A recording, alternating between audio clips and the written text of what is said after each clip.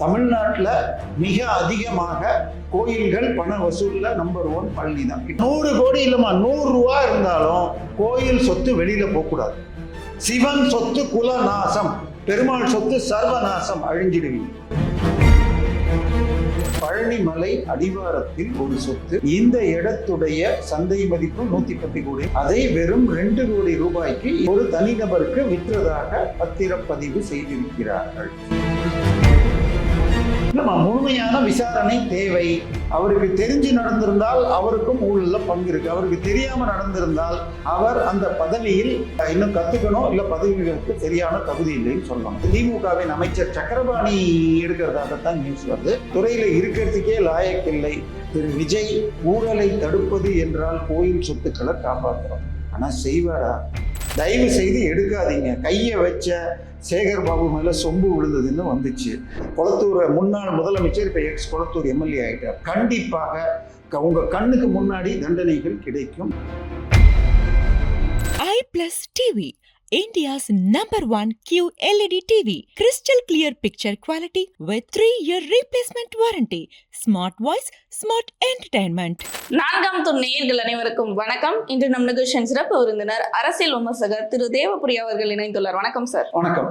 தாவேக அரசின் மீது பல விமர்சனங்கள் வந்துட்டு இருக்க நிலையில இப்ப தாவேக அமைச்சர் ஸ்ரீரங்கம் தொகுதி சட்டமன்ற தொகுதி அமைச்சர் அதாவது ரமேஷ் அவர்கள் மீது ஒரு வழக்கு வந்திருக்கு சார். நில மோசடி வழக்கு அப்படின்ற மாதிரி பல கருத்துக்களும் பல விமர்சனங்களும் வந்துட்டு இருக்கு. இது என்ன வழக்கு சார்? இதோட முழு பின்னணி என்ன சார்? இல்ல, பழனிமலை அடிவாரத்தில் ஒரு சொத்து, ஒரு ஏக்கர் 40 சென்ட், கிட்டத்தட்ட 60,000 ஸ்கொயர் ஃபீட். இந்த இடத்துடைய சந்தை மதிப்பு 110 கோடின்னு பேப்பர்ல சொல்றாங்க. அதை வெறும் 2 கோடி ரூபாய்க்கு இந்த மாசம் 6ஆம் தேதி ஒரு தனிநபருக்கு விற்றதாக பத்திரப்பதிவு செய்திருக்கிறார்கள். இந்த விஷயம் 10ஆம் தேதி வாக்குல வெளியில வந்தால் அது முழுக்க மோசடி அப்படின்னு தெரிஞ்சது. அதாவது அது தண்டபாணி மடம் என்பதற்கு சொந்தமானது. அது அடிவாரத்துல முக்கியமான இடத்துல இருக்கு. வண்டிகள் வந்தா பார்க் பண்ற இடத்துக்கு யூஸ் பண்றாங்க. அது இல்லைன்னா ரொம்ப கஷ்டமாயிடும். அப்படி இந்த இடம் ஏற்கனவே 2024-25 கோயிலுக்கு உரிமையானது, விற்க முடியாதுன்னெலாம் கோர்ட்லேயே தீர்ப்பு வந்திருக்கு. அப்படி இருக்கிறப்ப இந்த இதை எங்களுக்கு ரிஜிஸ்டர் பண்ணி கொடுக்கணும்னு 2 பேர் வழக்கு போட்டிருந்ததாகவும், அதில் பழைய டாக்குமெண்ட்டை பார்த்துட்டு அவர் முடிவெடுக்கலாம் ரிஜிஸ்ட்ரார் என்று கொடுத்துருக்காங்க. ஆனால் அவங்க ஜனவரி மாதம், மார்ச் மாதம், ஏப்ரல் மாதம்னு முயற்சி பண்ணப்பெல்லாம் திமுக ஆட்சியின் போது பண்ணப்படவில்லை. ஆனால் இந்த ஆட்சி வந்த பிறகு இந்த மாதம் 3ஆம் தேதி அவங்க கேட்குறாங்க, 2ஆம் தேதி கேட்குறாங்க, 3ஆம் தேதி இது கோயிலுடைய ஈஓ லெட்டர் எழுதுனாக இவங்க சொல்கிறாங்க. ஆனால் 6ஆம் தேதி ரிஜிஸ்டர் ஆயிருக்கு. இப்போ இதில் என்ன விசேஷம்னு சொன்னால், அந்த இது ஊர், அதுக்கு பேர் என்ன சொல்றது, இது இருக்கிற திண்டுக்கல் பழனி ரிஜிஸ்டர் ஆஃபீஸில் சப் ரிஜிஸ்ட்ராரை டிரான்ஸ்ஃபர் பண்ணிட்டாங்க.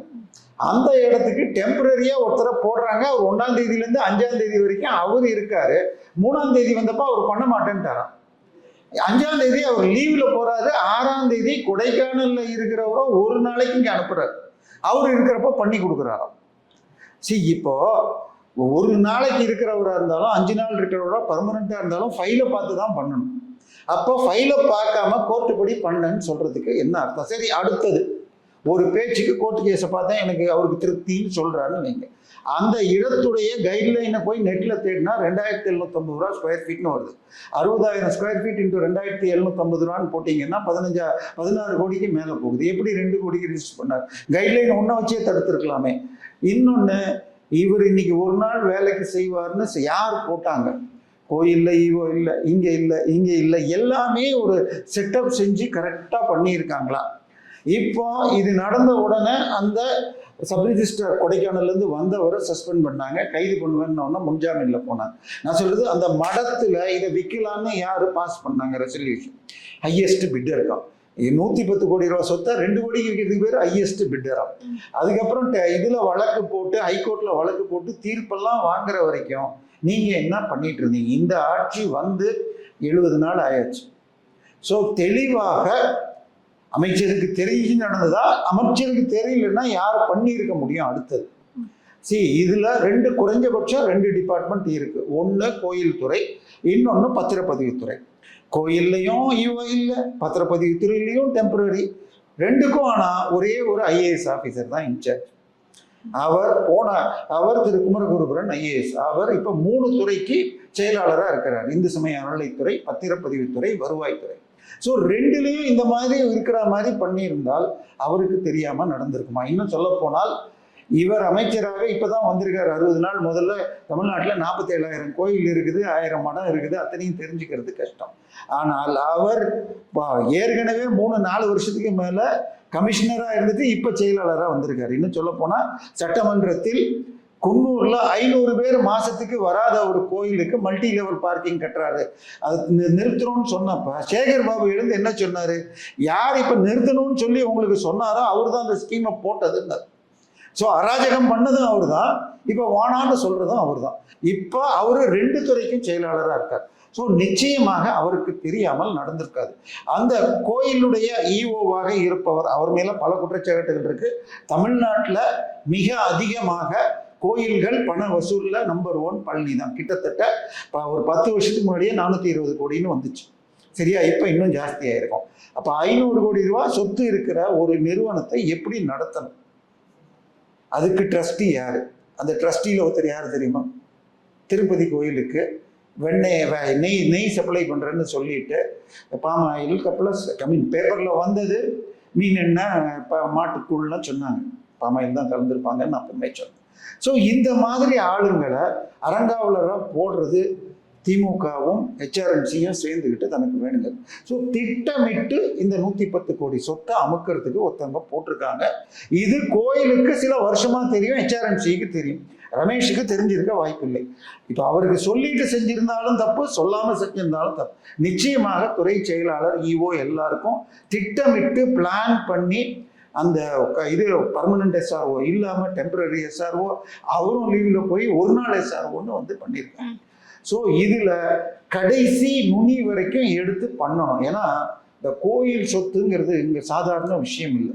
ஏன்னா கரூர்லேயே ஏற்கனவே 4000 சில்லறை 804 ஏக்கரை இனாம் லேண்டுன்னு சொல்லி கொடுப்பதாக ஒரு வழக்கு போயிட்டு இருக்கு. கண்டிப்பாக அது கோயில் சொத்து. அது என்னன்னு புரியணும்னா, இனாம் லேண்டுன்னா நீ நேத்தோ இன்னைக்கோ அது இனாம் லேண்டுன்னு பேர் வைக்கல.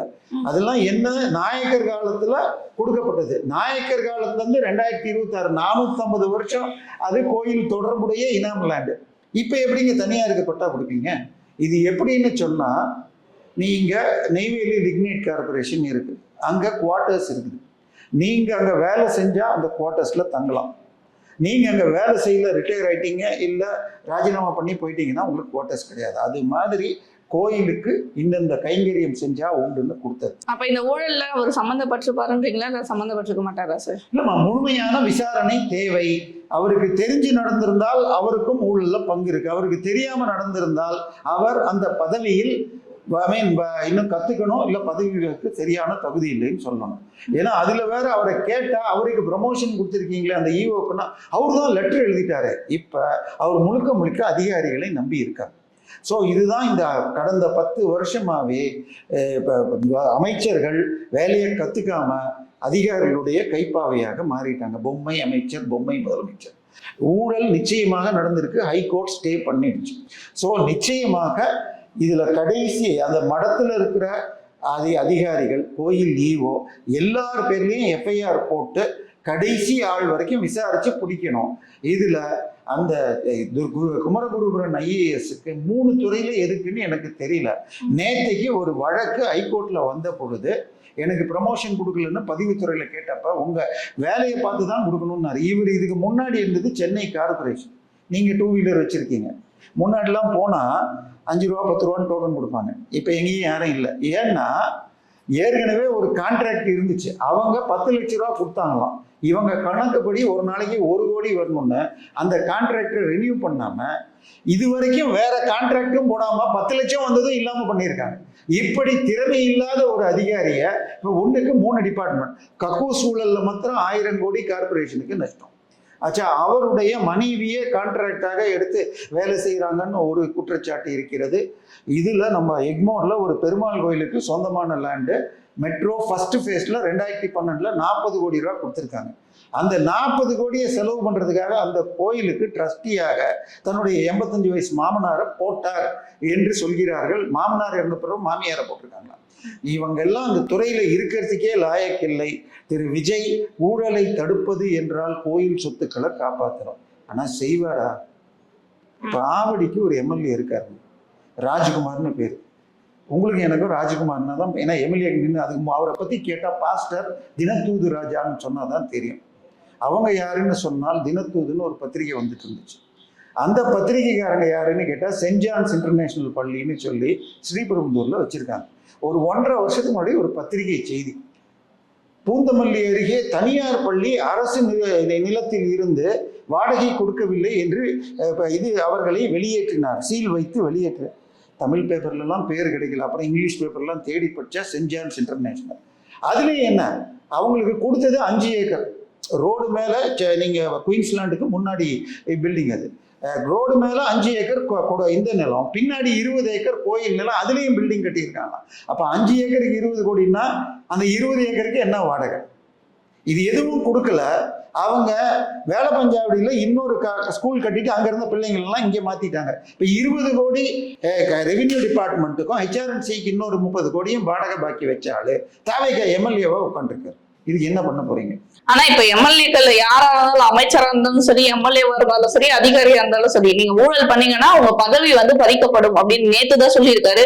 ஆனா இந்த பிரச்சனை இப்ப போயிட்டு இருக்கு. இதற்கு என்ன மாதிரியான ஒரு நடவடிக்கை எடுக்க போறோம்? இல்லம்மா, இதெல்லாம் வீண் பேச்சு. அவருக்கு ஆசை இருக்கலாம் ஊழல் இல்லாமன்னு சொல்லிட்டு, ஆனால் அது நடைமுறையில் சாத்தியமா, உண்மையாக செய்வாங்களா? ஏன்னா நமக்கு வர்ற தகவலே திமுக என்ன பண்ணிச்சுப்போம், எம்எல்ஏக்களை விலைக்கு வாங்க பார்க்குறாங்கன்னு ஒரு 14 பேர் நம்ம கைதாயிருக்காங்க. கடந்த 2 நாட்களாக புதிய தலைமுறையைச் சேர்ந்த பத்திரிகையாளர் விஜயனும் அழைத்து விசாரிக்கப்படுகிறார்னு வருது. இதை தடுக்கிறதுக்கு தாவேகால சொல்லியிருக்காங்களாம். அங்கே மொத்தம் 107 எம்எல்ஏ, அதில் ஒரு 80 பேருக்கு மாதம் 10 லட்ச ரூபா நாங்கள் கொடுத்துட்றோம், யார்கிட்டையும் கையை நீட்டாதீங்கன்னு சொல்லியிருக்காங்களாம். ஒரு 25 மந்திரிகளுக்கு மாதம் 40 லட்ச ரூபா தரேன்னு இருக்காங்க. இப்போ இதுக்கெல்லாம் எங்கேருந்து காசு வரும்? அடுத்தது இப்போ கில்லியா ஒருத்தர் அமைச்சர் பேர் என்ன சொல்றாங்க, அவரு ஜெயிச்ச 2வது நாள் அவருடைய பில்டிங்ல ஒரு புத்தம்புது 40 லட்ச ரூபா கார் வருது. 3வது நாள் அந்த கில்லி, அந்த கார் மாடல் பேரை எடுத்துட்டு கில்லின்னு போட்டாரு ஃப்ரேம். அதுக்கப்புறம் ஒரு வீடியோ போடுறாரு, பழைய வீடியோ தகுலேஷன். அது என்னது, நம்ம பொடி பண்றாராம், மாத்திரன்றாங்க. அதாவது யாருமே ஒரு ஃபோன் மேலே வச்சு உடைக்க முடியாது மாத்திரைய. அது குழந்தைக்குன்னாரு, அங்கே குழந்தையும் இல்லை, பக்கத்தில் மனைவியும் இல்லை. அப்புறம் அதுக்கப்புறம் குழந்தைய வச்சுட்டு பேட்டி கொடுக்குறார், காட்டினது பொன் குழந்தை. ஆனால் அவருக்கு அந்த டாக்டர் ஒரு பையன் ஆண் குழந்தைக்கு நான் மருந்து சொன்னேன்னு சொல்றாரு. எதுவுமே பொருந்தவில்லை.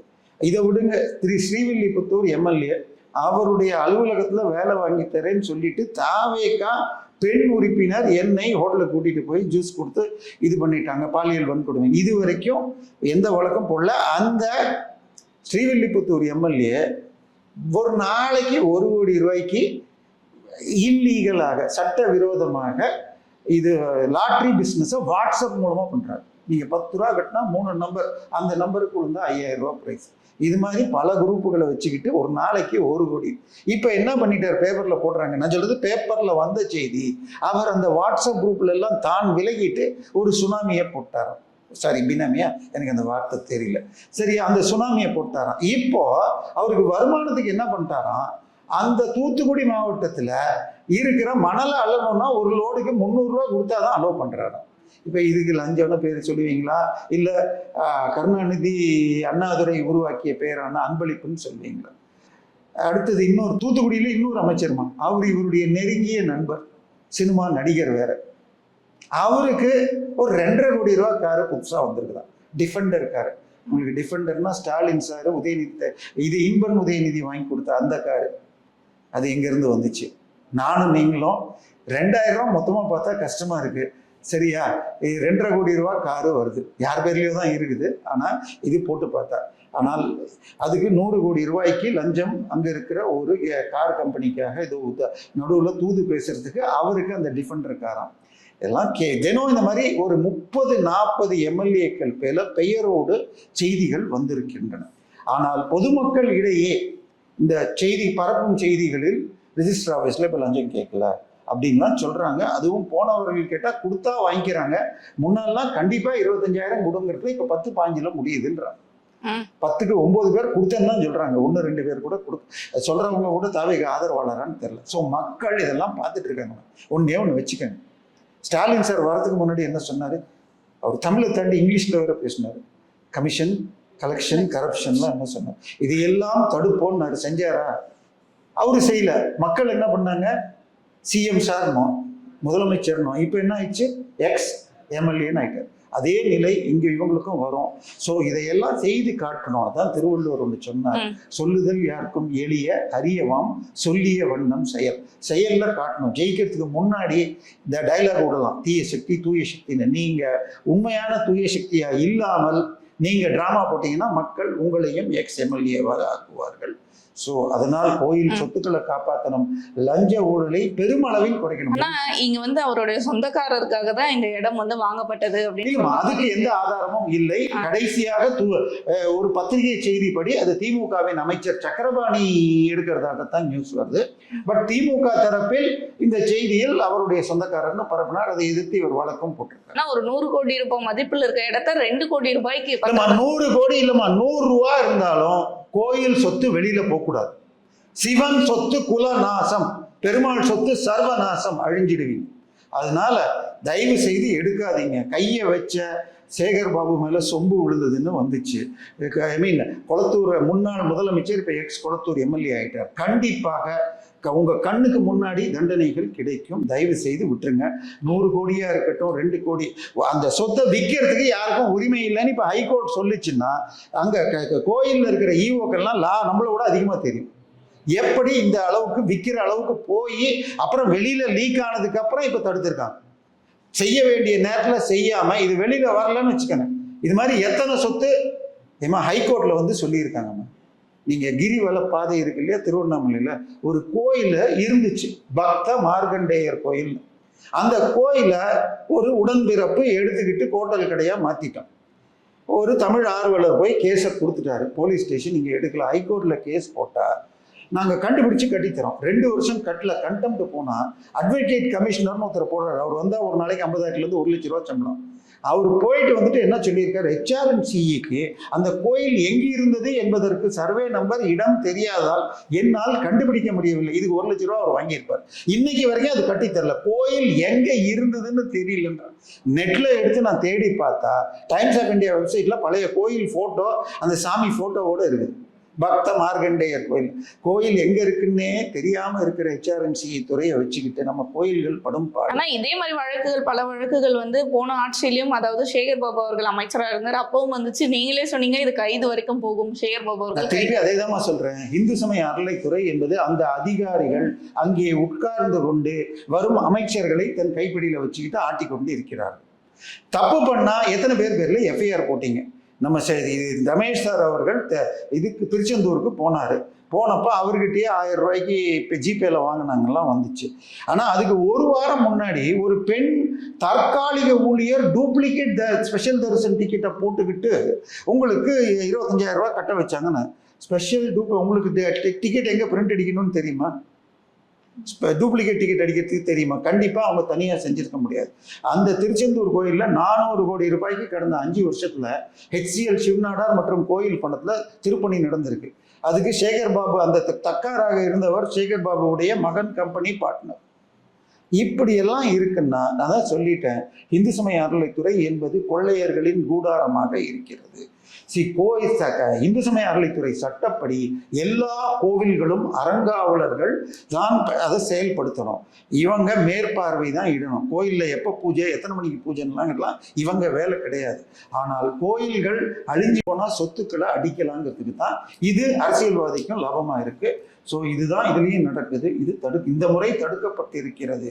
பட் இதில் தண்டனை வாங்கி கொடுத்தால் வேகமாக BNS வச்சு 45 நாள் இனிமேல் இன்னொருத்தான் பயப்படும். அதைத்தான் பண்ணணும். கடைசிய மேல IAS அதிகாரியாக இருந்தாலும் சரி, அமைச்சர் தப்பு பண்ணியிருந்தாலும், யாராக இருந்தாலும் 1 வாரம் 10 நாள்ல கண்டுபிடிச்சு 45 நாள்ல தண்டனை வாங்கி தரணும். இல்லாட்டி விஜய் என்றைக்கு வேண்டுமானாலும் எக்ஸ் கொளத்தூர் எம்எல்ஏ மாதிரி எக்ஸ் பெரம்பூர் எம்எல்ஏவும் ஆவார். கண்டிப்பாக சார், பல விஷயங்கள் பகிர்ந்துட்டீங்க, மக்களுக்கு நிறைய விஷயங்கள் சொல்லியிருக்கீங்க. தொடர்ந்து பேசுவோம் சார் பல நிகழ்வுகளை பற்றி. நன்றி.